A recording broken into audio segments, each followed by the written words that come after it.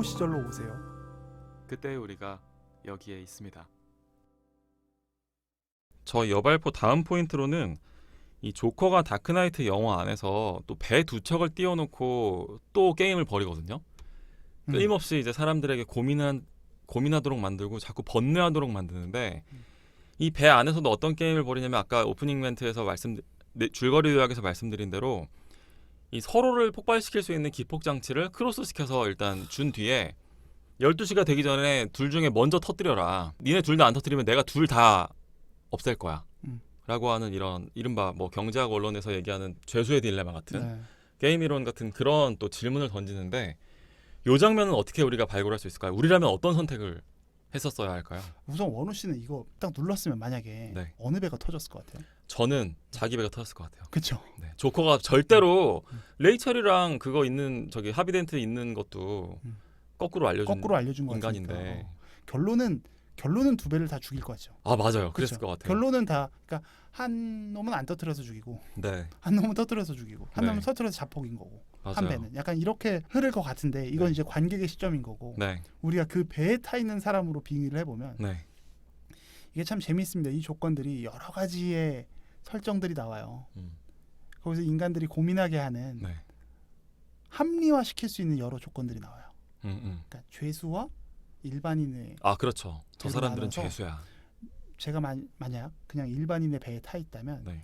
죄수는 죽여도 되잖아라는 논리를 만들 수 있게 해줘요. 그렇죠. 그게 조커가 쓰는 계략 중에 하나죠. 네.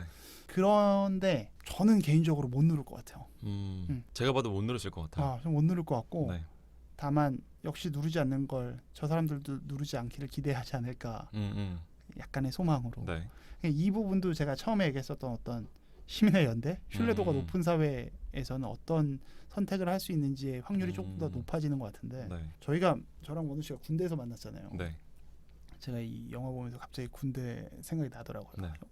그 시절에 같이 영화를 보기도 했지만 네. 저는 제가 뭐 좀 평탄한 삶을 살아서 그런지 몰라도 우리 한 16주 훈련 받았잖아요. 아 네네. 전 그때가 제 인생에서 몸이 제일 힘들었던 시간이에요. 저도 당연히 정말, 압도적으로 그때인데요. 정말 네. 청춘의 한 시절로 다들 돌아가고 싶다고 하지만 그때는 전 별로 돌아가고 싶지가 않아요. 저 한 3번 정도 죽을 고비를 넘겼어요. 진짜로. 진짜 이렇게 숨이 꼴깍 넘어갈 것 같은. 진짜 너무너무 네. 힘들었는데 그때 우리 이제 뺑뺑이 우리 뭐 그 사격 처음 갔을 때 뭐 선착순을 막 시켰단 말이에요. 화생방 처음 갔을 때. 그리고 뭐 연병장에서도 네. 뻑하면 찍고 와 했었잖아. 아, 예, 맞아요. 찍고 오래 그냥 무조건 세 글자야. 네네. 세 음절이야. 찍고 와 하면 정말 많이 들었어. 그리고 정말 미친 듯이 뛰었거든요. 선착순이죠, 그리고. 선착순이었죠. 네. 그래서 뒤에 몇 명은 다시 돌아야 돼. 네, 맞아요. 그러니까 앞에 몇 명만 살고 나머지는 또 다시 돌아야 돼. 그래서 동기를 제쳐야 되는 또 그런 조커 같은 상황을 만드는 거죠. 전 어차피 달리기가 느려서 제치지도 못했지만 네. 근데 기억하실지 모르겠지만 네. 우리 단체로 이제 기가 이런 것도 불렀어요. 그게 뭐야? 아, 기가. 우리 기수의 노래. 우리 기수의 노래. 네. 그래서 거기서 이제 2절 가사를 내가 생각이 난 거야. 그게 기억이 나요? 이게 뭐냐면 한 명의 1000걸음보다 1000명의 한 걸음이라는 가사가 있었어요. 이거 있었던 것 같지 않아? 전혀 기억이 안 나. 죄송하지만 그러니까 대단하다 너. 한 명의 1000걸음보다 1000명의 한 걸음이 중요하다. 우리 동기들. 네네네네. 죄송합니다. 너무 이제 군대 얘기해서. 근데 네. 그러니까 그 한 걸음이 어떻게 떼느냐를 선택하는 거에 따라 달렸는데 네. 하나만 더 얘기하면 그 네. 당시에 어떤 그 소대장 중에 한 명이 네. 군대에서 이제 군인을 양성하고 있는데 네. 이런 말을 해요. 굉장히 감성적인 부분이었어요. 전 세계의 모든 군인들이 총을 내린다면 과연 평화가 올까? 이런 질문을 약간 그때는 되게 멋있다고 생각했던 것 같은데 왜 이렇게 오글거리지 오늘따라? 이게 쌉 진지충이. 네.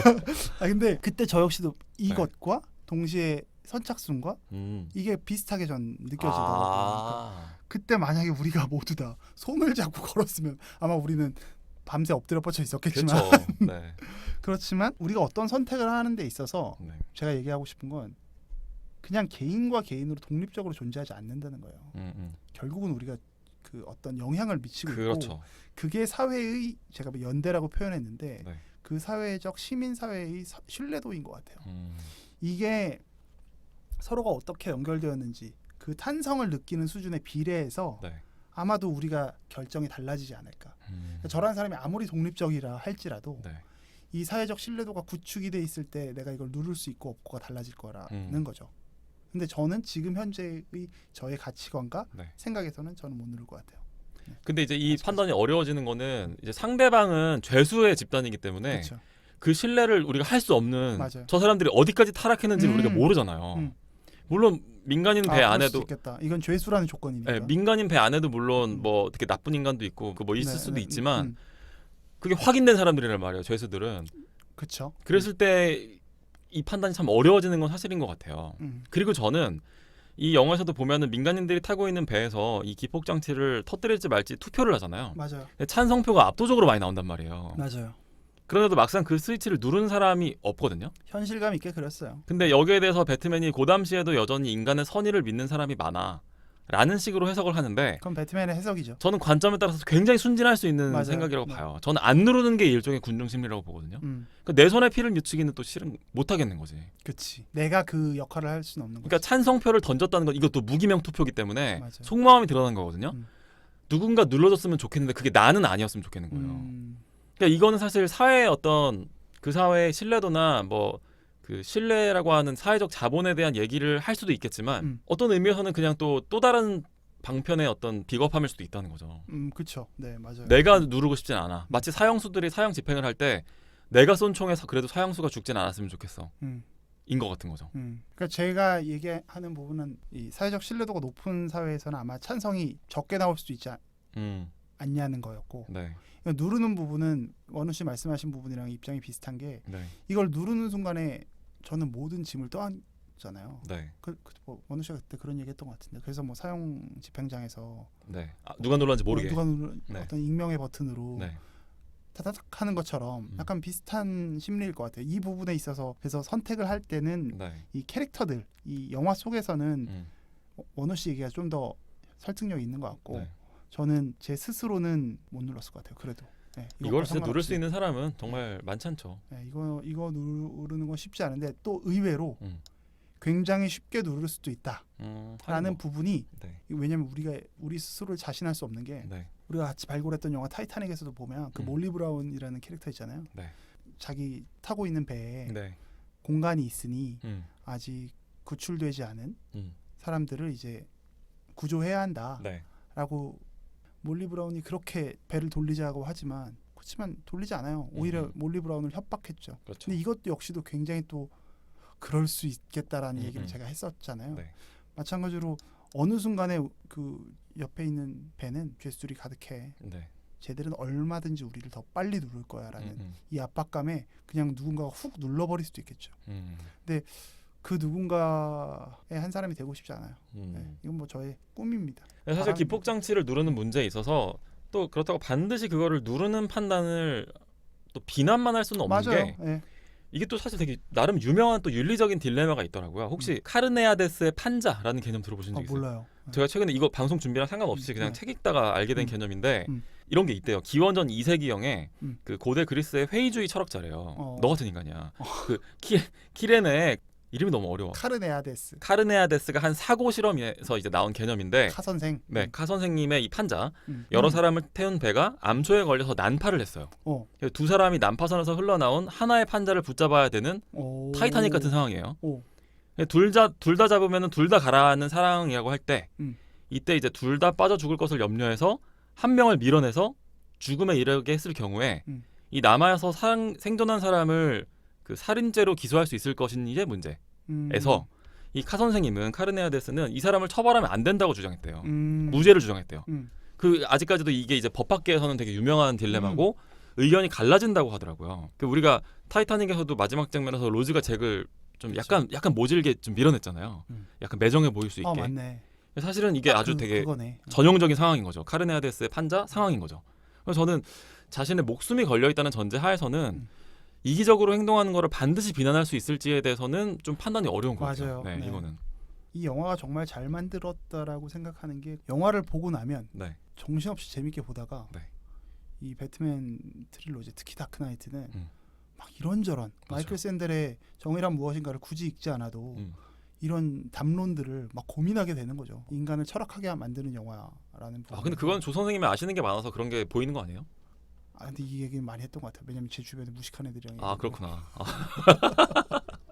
근데 저는 또 이런 측면도 생각하게 되더라고. 이 영화가 나온 게 2008년이잖아요. 맞아요. 크리스토퍼 논란이 뭐 인간의 선의 이런 얘기하면서 어쨌든 간에 기폭 장치를 둘 중에 누군가 누르는 전개로 가지는 않거든요. 그쵸. 일종의 뭐 그런 막장까지 가지는 않아요. 음. 근데 저는 바로 이런 지점이 이 영화가 금융 위기 전에 만들어진 영화여서 그런 게 아닐까라는 생각이 들어요.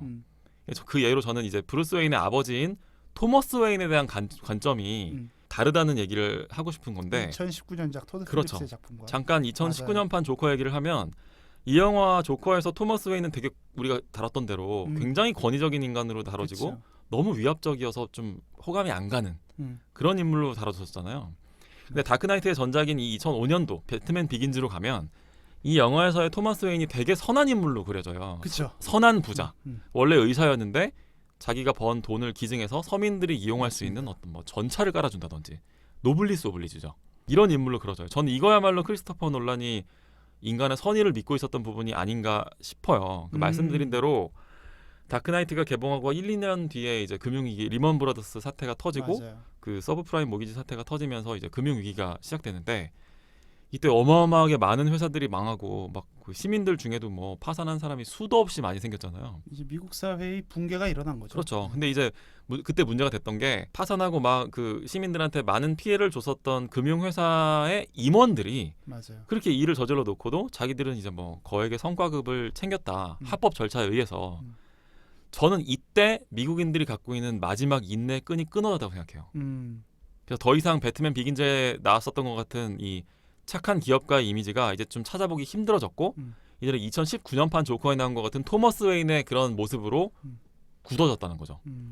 더 이상 선의를 믿지 않게 된 겁니다.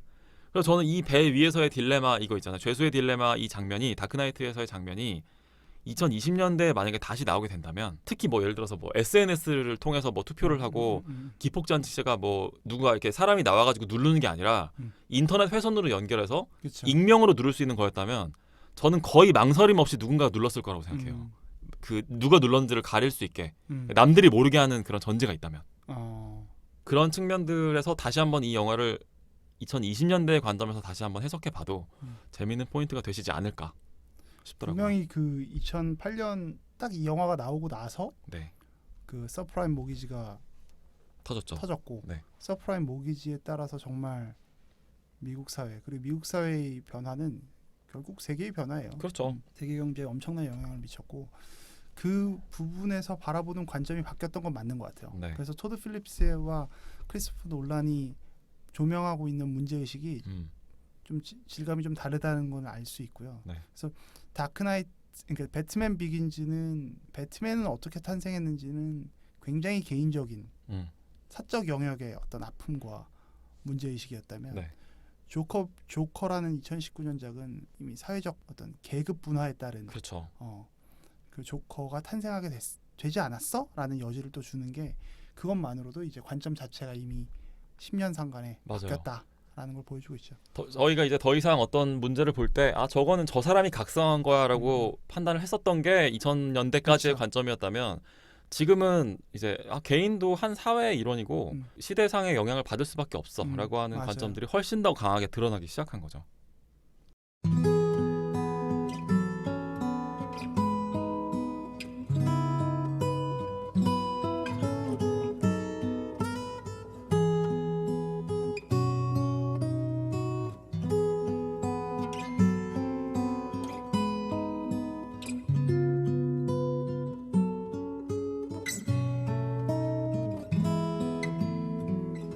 우리의 호우 시절